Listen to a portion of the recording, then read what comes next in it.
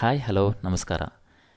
ಎಲ್ಲ ನನ್ನ ಆತ್ಮೀಯ ವಿದ್ಯಾರ್ಥಿಗಳಿಗೆ ಹಾಗೂ ವಿಡಿಯೋವನ್ನು ಗಮನಿಸುತ್ತಿರುವವರಿಗೆ ಸ್ಟಡಿ ವಿತ್ ವರ್ಧಾ ಯೂಟ್ಯೂಬ್ ಚಾನಲ್ಗೆ ಆದರದ ಸ್ವಾಗತಗಳು. ಆತ್ಮೀಯರೇ, ನೀವೇನಾದರೂ ಮೊದಲ ಬಾರಿಗೆ ನಮ್ಮ ಚಾನಲನ್ನು ನೋಡ್ತಾ ಇದ್ದರೆ ದಯವಿಟ್ಟು ಸಬ್ಸ್ಕ್ರೈಬ್ ಮಾಡಿ, ಹಾಗೆ ಲೈಕ್ ಮಾಡಿ, ಶೇರ್ ಮಾಡಿ ಅಂತ ನಿಮ್ಮಲ್ಲಿ ಕೇಳ್ಕೊಳ್ತಾ, ಇಂದಿನ ವಿಡಿಯೋದಲ್ಲಿ 9ನೇ ತರಗತಿ ಸಮಾಜ ವಿಜ್ಞಾನ ರಾಜ್ಯಶಾಸ್ತ್ರ ವಿಭಾಗ ಅಧ್ಯಾಯ 6 ಕೇಂದ್ರ ಸರ್ಕಾರ, ಈ ಅಧ್ಯಾಯಕ್ಕೆ ಸಂಬಂಧಪಟ್ಟ ಹಾಗೆ ಅಭ್ಯಾಸ ಪುಸ್ತಕದಲ್ಲಿರ್ತಕ್ಕಂಥ ಪ್ರಶ್ನೆಗಳ ಜೊತೆಗೆ ಪ್ರಮುಖವಾದ ಪ್ರಶ್ನೆಗಳನ್ನು ಕೂಡ ಸೇರಿಸಲಾಗಿದೆ ಮತ್ತು ಅವುಗಳಿಗೆ ಉತ್ತರವನ್ನು ಕೂಡ ಕೊಡಲಾಗಿದೆ. ನಿಮಗೆ ಇಷ್ಟ ಆಗಿದ್ದರೆ ಒಂದು ಲೈಕ್ ಮಾಡಿ, ಹಾಗೆ ಕಮೆಂಟ್ಸ್ ಮಾಡಿ.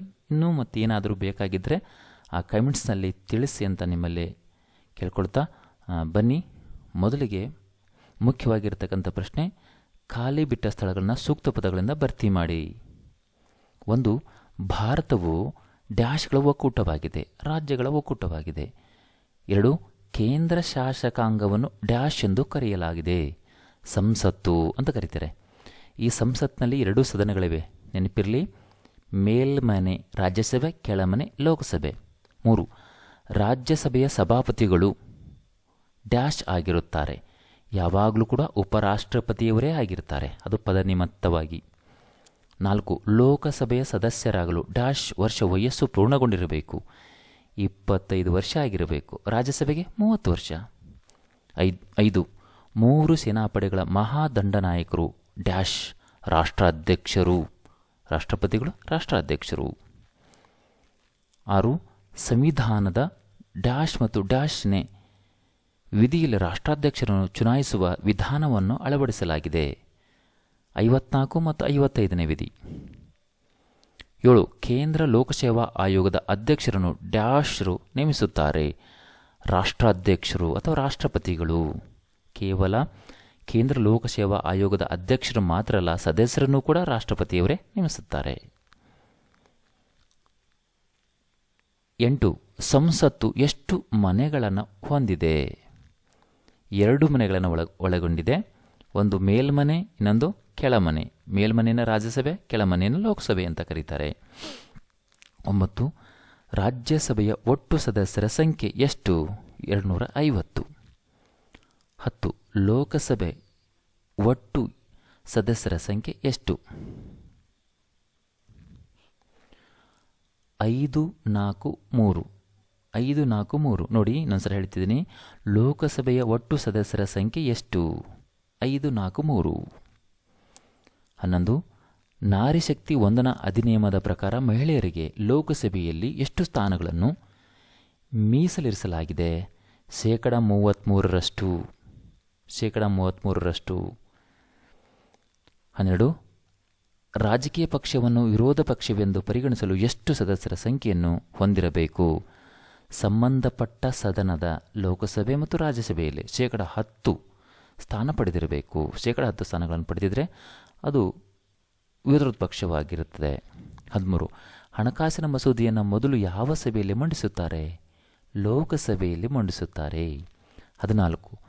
ಭಾರತದಲ್ಲಿ ರಾಷ್ಟ್ರಾಧ್ಯಕ್ಷರ ಸ್ಥಾನಕ್ಕೆ ಅವಕಾಶ ಮಾಡಿಕೊಟ್ಟ ಸಂವಿಧಾನದ ವಿಧಿ? 52ನೇ ವಿಧಿ, 52. 15. ರಾಜ್ಯಸಭೆಗೆ ರಾಷ್ಟ್ರಾಧ್ಯಕ್ಷರು ಎಷ್ಟು ಜನರನ್ನು ನಾಮನಿರ್ದೇಶನ ಮಾಡುತ್ತಾರೆ? ರಾಜ್ಯಸಭೆಗೆ ರಾಷ್ಟ್ರಾಧ್ಯಕ್ಷರು ಎಷ್ಟು ಜನರನ್ನು? 12 ಜನರನ್ನು. 16. ಕೇಂದ್ರ ಮಂತ್ರಿಮಂಡಲದ ಗಾತ್ರವು ಎಷ್ಟಿರಬೇಕು?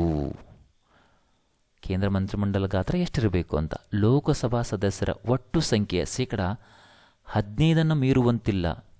15% ಮೀರುವಂತಿಲ್ಲ ಅಂದರೆ 12 ಇರ್ಬೋದು, 13 ಇರ್ಬೋದು, 14 ಇರ್ಬೋದು. ಆದರೆ 15 ಅಂದರೆ 16 ಆಗುವಂತಿಲ್ಲ, 15 ಒಳಗಡೆ ಇದ್ದರೆ ಸಾಕು.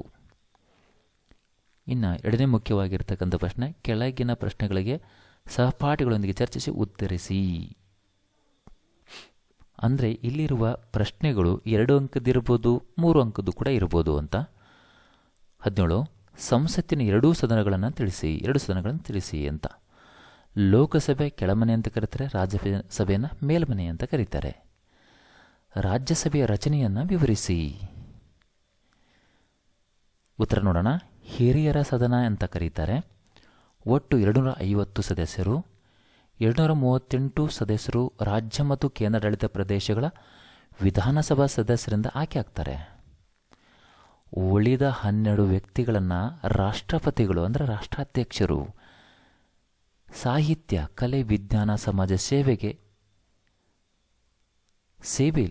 ಸೇವೆಯಲ್ಲಿ ಸಾಧನೆ ಮಾಡಿರ್ತಕ್ಕಂಥ ವ್ಯಕ್ತಿಗಳನ್ನು ನಾಮನಿರ್ದೇಶನ ಮಾಡ್ತಾರೆ. 19 ಲೋಕಸಭೆಯ ಸದಸ್ಯರಾಗಲು ಇರಬೇಕಾದ ಅರ್ಹತೆಗಳು ಯಾವುವು? ಮೊದಲನೇದು, ಭಾರತ ಪ್ರಜೆಯಾಗಿರಬೇಕು, 25 ವರ್ಷ ವಯಸ್ಸಾಗಿರಬೇಕು, ಲಾಭದಾಯಕ ಹುದ್ದೆಯಲ್ಲಿರಬಾರದು, ನ್ಯಾಯಾಂಗದಿಂದ ಜೈಲು ಶಿಕ್ಷೆಗೆ ಒಳಗಾಗಿರಬಾರದು, ದಿವಾಳಿಯಾಗಿರಬಾರದು, ಮಾನಸಿಕ ಅಸ್ತವ್ಯಸ್ತತೆ ಹೊಂದಿರಬಾರದು, ಕಾಲಕಾಲಕ್ಕೆ ಸಂಸತ್ತು ಮಾಡುವ ಅರ್ಹತೆ ಹೊಂದಿರಬೇಕು. 20 ರಾಷ್ಟ್ರಾಧ್ಯಕ್ಷರ ಚುನಾವಣಾ ವಿಧಾನವನ್ನು ವಿವರಿಸಿ ಅಂತಿದೆ ಪ್ರಶ್ನೆ. ಉತ್ತರ ನೋಡೋಣ. ಸಂವಿಧಾನದ 54 ಮತ್ತು 55ನೇ ವಿಧಿಗಳು ಚುನಾವಣಾ ವಿಧಾನಗಳನ್ನು ತಿಳಿಸುತ್ತವೆ. ಸಂಸತ್ತಿನ ಉಭಯ ಸದನಗಳ ಚುನಾಯಿತ ಸದಸ್ಯರು ಎಲ್ಲ ರಾಜ್ಯಗಳ ಮತ್ತು ದೆಹಲಿ ಹಾಗೂ ಪಾಂಡಿಚೇರಿ ಕೇಂದ್ರಾಡಳಿತ ವಿಧಾನಸಭೆಗಳ ಚುನಾಯಿತ ಸದಸ್ಯರು ಆರಿಸುತ್ತಾರೆ. ಇವೆರಡು ಸಂಸತ್ತಿನ ಸದಸ್ಯರು ಮತ್ತು ಎಲ್ಲ ರಾಜ್ಯಗಳ ಹಾಗೂ ದೆಹಲಿ ಮತ್ತು ಪಾಂಡಿಚೇರಿ ಕೇಂದ್ರಾಡಳಿತ ಪ್ರದೇಶಗಳ ವಿಧಾನಸಭಾ ಸದಸ್ಯರಿಂದ, ಚುನಾಯಿತ ವಿಧಾನಸಭಾ ಸದಸ್ಯರಿಂದ ಆಯ್ಕೆ ಆಗ್ತಾರೆ ಅಂತ. ನೆಕ್ಸ್ಟು, ಸರ್ವೋಚ್ಚ ನ್ಯಾಯಾಲಯದ ಮುಖ್ಯ ನ್ಯಾಯಾಧೀಶರು ಇವರಿಗೆ ಪ್ರಮಾಣ ವಚನ ಬೋಧಿಸುತ್ತಾರೆ. ಇವರ ಅಧಿಕಾರದ ಅವಧಿ 5 ವರ್ಷ. ಸಂವಿಧಾನ ಉಲ್ಲಂಘಿಸಿದರೆ ಸಂಸತ್ತು ಮಹಾಭಿಯೋಗದ ಮೂಲಕ ಪದಚ್ಯುತಿಗೊಳಿಸಬಹುದು ರಾಷ್ಟ್ರಾಧ್ಯಕ್ಷರನ್ನು. ಇನ್ನು ಮುಂದಿನ ಪ್ರಶ್ನೆ 21 ಪ್ರಧಾನಮಂತ್ರಿ ಅಧಿಕಾರ ಮತ್ತು ಕಾರ್ಯಗಳನ್ನು ಪಟ್ಟಿ ಮಾಡಿ. ಪ್ರಧಾನಮಂತ್ರಿಯವರ ಅಧಿಕಾರ ಕಾರ್ಯಗಳನ್ನು ಪಟ್ಟಿ ಮಾಡಿ. ಉತ್ತರ, ಮಂತ್ರಿಗಳ ನೇಮಕ, ಖಾತೆಗಳ ಹಂಚಿಕೆ ಮತ್ತು ಮಂತ್ರಿಗಳನ್ನು ವಜಾ ಮಾಡುವುದು. ಸರ್ಕಾರದ ಮುಖ್ಯಸ್ಥರಾಗಿ ಕಾರ್ಯನಿರ್ವಹಿಸುತ್ತಾರೆ. ಸಚಿವ ಸಂಪುಟದ ನಾಯಕ ಲೋಕಸಭೆಯನ್ನು ವಿಸರ್ಜಿಸುವಂತೆ ಸಲಹೆ ನೀಡುವುದು. ಅಂದರೆ ರಾಷ್ಟ್ರಾಧ್ಯಕ್ಷರಿಗೆ ಸಲಹೆ ನೀಡುತ್ತಾರೆ. 22 ಕೇಂದ್ರ ಮಂತ್ರಿಮಂಡಲದ ರಚನೆ ಮತ್ತು ಅದರ ಹೊಣೆಗಾರಿಕೆಯನ್ನು ವಿವರಿಸಿ. ಉತ್ತರ, ವಿಧಿ 74(1) ಪ್ರಕಾರ ರಾಷ್ಟ್ರಾಧ್ಯಕ್ಷರಿಗೆ ಸಲಹೆ ಮತ್ತು ನೆರವು ನೀಡಲು ಮಂತ್ರಿಮಂಡಲ ಇರಬೇಕು. ನಂತರ ನೈಜ ಕಾರ್ಯಾಂಗವಾಗಿ ಸಮಸ್ತ ಆಡಳಿತವನ್ನು ನಿರ್ವಹಿಸುತ್ತಾರೆ. ನಂತರ ಸಾರ್ವಜನಿಕ ನೀತಿ ಹಾಗೂ ಯೋಜನೆ ರೂಪಿಸಿ ಅನುಷ್ಠಾನಗೊಳಿಸುತ್ತಾರೆ. ಅನುಷ್ಠಾನ ಅಂದರೆ ಜಾರಿಗೊಳಿಸುತ್ತಾರೆ ಅಂತ. ಕೇಂದ್ರ ಮಂತ್ರಿಮಂಡಲದಲ್ಲಿ 3 ವಿಧಗಳಿವೆ. ಅದರಲ್ಲಿ ಅವು ಸಂಪುಟ ದರ್ಜೆ ಸಚಿವರು, ರಾಜ್ಯ ಸಚಿವರು ಮತ್ತು ಉಪಸಚಿವರು. ಮಂತ್ರಿಮಂಡಲದ ಗಾತ್ರ ಲೋಕಸಭಾ ಒಟ್ಟು ಸದಸ್ಯರ 15% ಮೀರುವಂತಿಲ್ಲ. ಮಂತ್ರಿಮಂಡಲವು 2 ಬಗೆಯ ಹೊಣೆಗಾರಿಕೆಯನ್ನು ಹೊಂದಿದೆ. ಒಂದು, ತನ್ನ ಖಾತೆ ಸಫಲತೆ ವಿಫಲತೆಗೆ ವೈಯಕ್ತಿಕ ಹೊಣೆಗಾರಿಕೆ. ಸಂಸತ್ತಿಗೆ ಸಾಮೂಹಿಕ ಹೊಣೆಗಾರಿಕೆ. ಒಂದು, ತನ್ನ ಖಾತೆಗೆ ವೈಯಕ್ತಿಕ, ಸಂಸತ್ತಿಗೆ ಸಾಮೂಹಿಕ.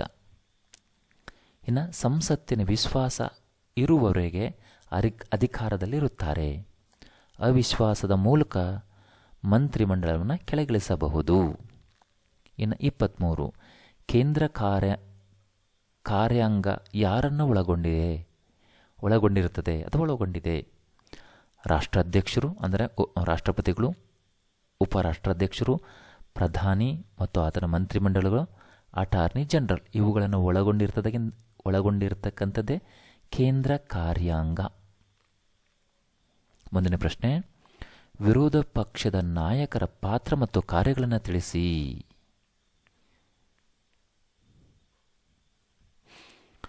ಉತ್ತರ, ಸರ್ಕಾರದ ಆಡಳಿತದ ತಪ್ಪನ್ನು ತಿದ್ದುವುದು, ಸರ್ಕಾರದ ನೀತಿ ನಿಯಮಗಳನ್ನು ಪರಾಮರ್ಶಿಸುವುದು, ಸರ್ಕಾರ, ಮಂತ್ರಿಮಂಡಲ ಮತ್ತು ಅಧಿಕಾರಿಗಳನ್ನು ಎಚ್ಚರಿಸುವುದು.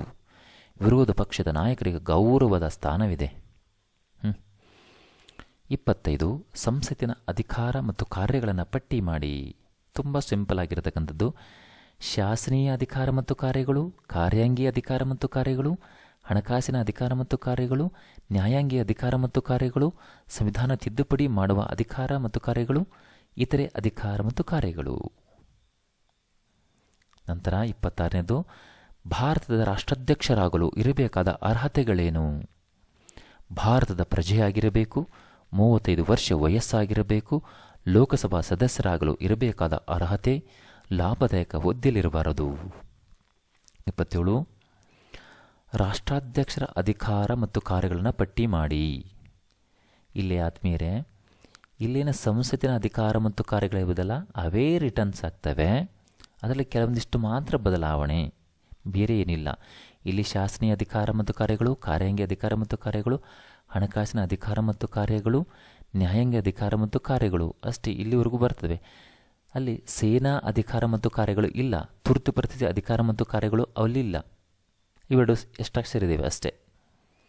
ಇನ್ನು 28 ಕೊನೆಯದ್ದು, ರಾಷ್ಟ್ರಾಧ್ಯಕ್ಷರ ತುರ್ತು ಪರಿಸ್ಥಿತಿ ಅಧಿಕಾರ ಮತ್ತು ಕಾರ್ಯಗಳನ್ನು ತಿಳಿಸಿ.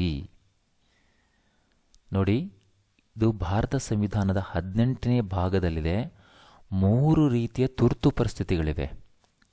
ಅವನ್ನ ನಾವು ರಾಷ್ಟ್ರೀಯ ತುರ್ತು ಪರಿಸ್ಥಿತಿ ಸಂವಿಧಾನದ ವಿಧಿ 352ನೇ ಪ್ರಕಾರ, ರಾಜ್ಯ ತುರ್ತು ಪರಿಸ್ಥಿತಿ ಸಂವಿಧಾನದ 356ನೇ ವಿಧಿ ಪ್ರಕಾರ, ಹಣಕಾಸಿನ ತುರ್ತು ಪರಿಸ್ಥಿತಿ ಸಂವಿಧಾನದ 360ನೇ ವಿಧಿ ಪ್ರಕಾರ. ಆದ್ಮೇಲೆ ಈ ವಿಡಿಯೋ ನಿಮಗೆ ಇಷ್ಟ ಆಗಿದೆ ಅಂತ ಅನ್ಕೋತೀನಿ. ಇಷ್ಟ ಆಗಿದ್ದರೆ ಒಂದು ಲೈಕ್ ಮಾಡಿ, ಶೇರ್ ಮಾಡಿ, ಹಾಗೆ ಸಬ್ಸ್ಕ್ರೈಬ್ ಮಾಡಿ ಅಂತ ತಿಳಿಸ್ತಾ ನಿಮಗೆಲ್ಲರಿಗೂ ನಮಸ್ಕಾರ ತಿಳಿಸ್ತಾ ಇದ್ದೀನಿ. ವಂದನೆಗಳು.